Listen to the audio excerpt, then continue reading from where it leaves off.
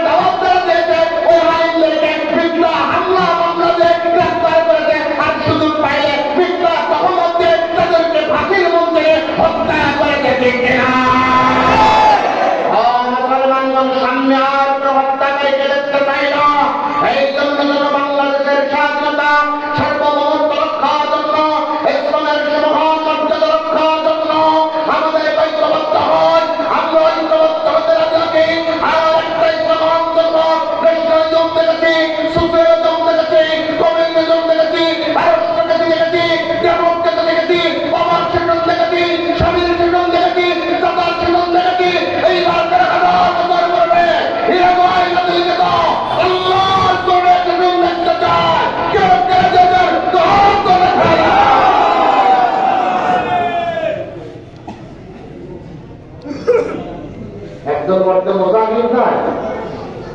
হ্যাঁ,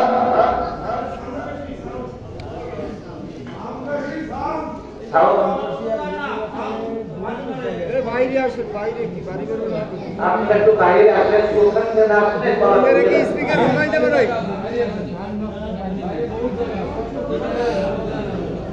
দেখেন এই জায়গাটা আমি বলি একটু আপনারা মনোযোগ দেন।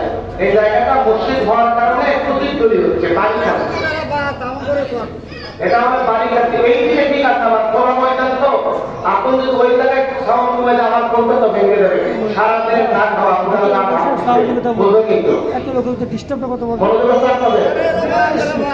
মুসলমান আপনাদের বাংলাদেশের স্বাধীনতা সার্বভৌমত্ব রক্ষার জন্য, ইসলামের সমহান মর্যাদা রক্ষার জন্য, গ্রাম বাংলা বাংলাদেশ করার জন্য ইসলামকে তৌহিদ জনতায় একত্রিত হয়ে ইসলামপন্থী দল আর ইসলামী মূল্যবোধে বিশ্বাসী দল, এই দুইটা দলকে একত্রিত করে বাংলাদেশের শাসন ক্ষমতা দিতে হবে, যেন আর কোনদিন দিল্লির দাঁত দিল্লির দাঁত দিল্লির দাঁত বাংলার জমিনের মস্তকে আসতে না পারে। ঠিক না? আজকে আবার নির্যাতন করবে বিএনপির নেতা।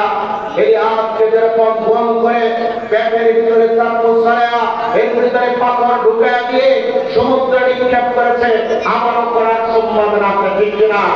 ইসলামী বিশ্ববিদ্যালয়ে ইসলামী ছাত্র শিবিরের দুজন সন্তান আবদুল্লাহ মুকাদ্দেসকে যেরকম গুম করেছে, আবার যদি জালিম আছে এই গুম করার সম্ভাবনা আছে। সুতরাং বলবো বিএনপি জামাত তাদের ভিতরে দ্বন্দ্ব মিটিয়ে ফেলে বাংলাদেশের জনগণের কথা বিবেচনা করে একত্রিত হয়ে আমরা বাংলাদেশ চালাতে চাই, তারপর দিল্লির রাজমুক্ত একটা বাংলাদেশ চাই। ঠিক না? নইলে গোটা বাংলাদেশে তারা রাজত্ব করবে। আর নইলে ওইটা বলতেছে ওরা নাকি সব করে ঢুকে দেবে। কি করবে? সব করে ঢুকে দেবে। আমরা এই চিন্তা নাই, আপনি সব করে ঢুকে দেবে, আমরা প্রস্তুত আছি সব করে ধরে ফেলবো। ঠিক কিনা? সব করে দিবেন, সব করে ধরবো। আর 2 দিন আগে আয়নাগর দেখেছি, আয়নাগরে ঢুকে আসবো। ঠিক কিনা? সব করে ঢুকে দিতে চাই কারণ জানেন, একটাই কারণ, ওটা বাংলাদেশ আমাদের অঙ্গরাজ্যে পরিণত করার স্বপ্ন দুঃস্বপ্ন হয়েছে। ঠিক কিনা?